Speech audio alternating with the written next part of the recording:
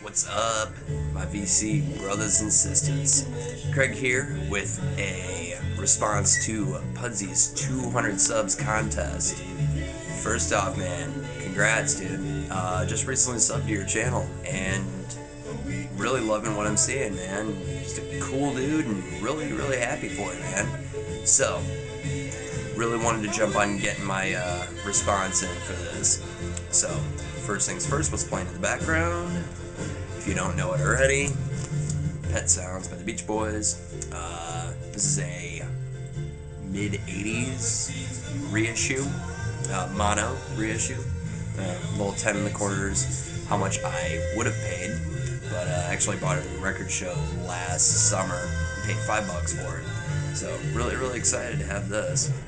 And one of my favorite albums of all time, like many others. So why go into detail?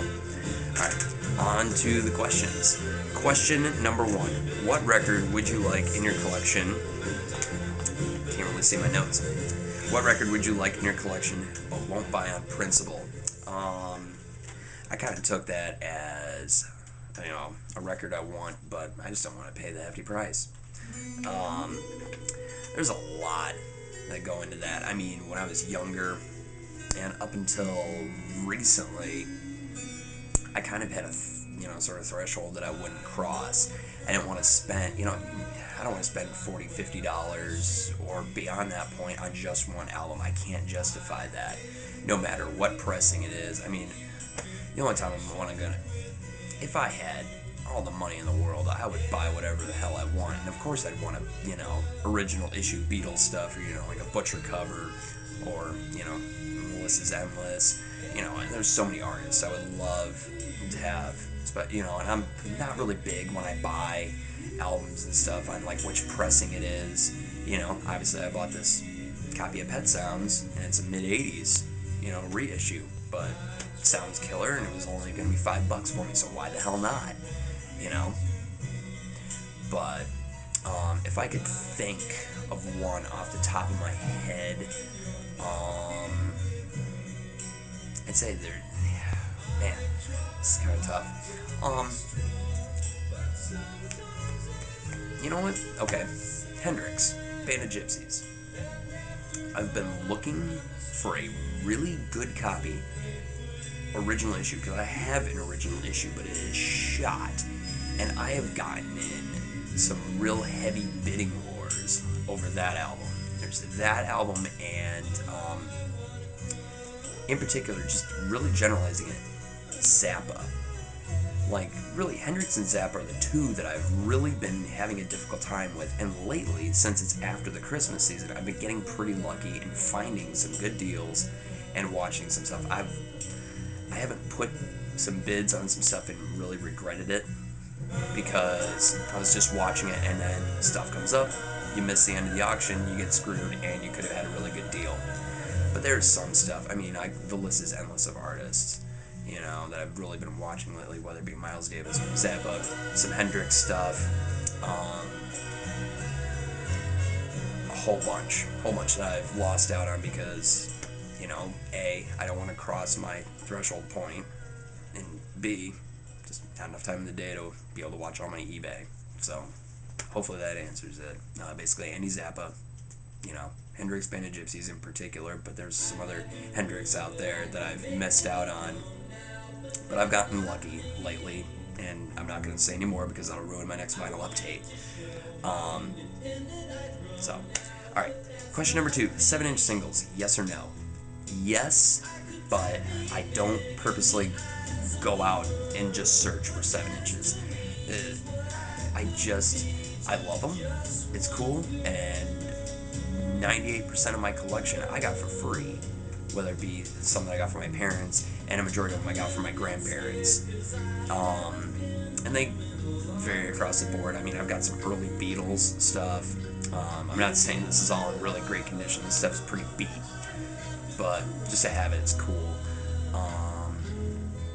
There are actually a few. I've only shown one that I bought recently, which was my John Hall band. That's the only one I have bought in the past year. There's actually a couple in particular that I remember that I've bought legitimately. I got one local band, local punk band that did a split 7-inch about 6 years ago that I bought. And aside from that, I really haven't bought much, really, except for, I know I saw that anybody who watched my music room tour saw this promo copy of Screaming Till You Like It by Wasp from the Live and the Raw album. This is a white label promo. Both sides are the same.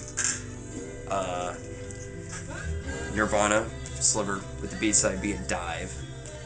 Actually, I know I bought this over 10 years ago. So, and a reissue 7-inch of Talking Heads, Burning Down the House, and This Must Be the Place on the other side. Bought this at the Rock and Roll Hall of Fame about 8 years ago. Basically, the only reason is because I'm a huge Talking Heads fan and was going through this big phase where I was buying up all their albums on CD and vinyl at the exact same time. So that would be it. So yeah, 7-inch singles, yes. I'm not really going to go into a huge showing my 7 inches thing, but definitely a fan of them. And if I find a good one, I'll buy it and stuff like that. I'll probably go into collection mode eventually. I mean, there's a lot of cool, punk, new wave, post-punk stuff, and obviously all your really early, your 50s and 60s stuff that is absolutely cool and rare. Obviously all the Sun Records stuff and, the Beatles and Stones and, all your British Invasion, your American stuff, garage rock, I mean, I would love to come across all this shit, but, I'm just not going to shell out the money. Alright, question number 3. What are your other obsessions besides vinyl? I don't really have anything to show, just because obviously I don't have all my stuff here, but I'm a big fan. Obviously you saw I collect cassettes. I don't have my whole CD collection, obviously. As I stated before, it's all boxed up right now, but once I have that all set up, I'll show it in my new music room tour. But pretty much anything music related, and then you'll see other stuff. VHS, DVDs, books, memorabilia, like vinyl is just one facet. I just happen to have it, about 1,000 pieces of vinyl, but I also have over 1,000 CDs, and the list is endless, if you, I don't even know how many hundreds of DVDs and videos, and like I said, books, posters. I'm a music freak, so I don't really obsess over anything else. I like sports, but I'm not big into sports.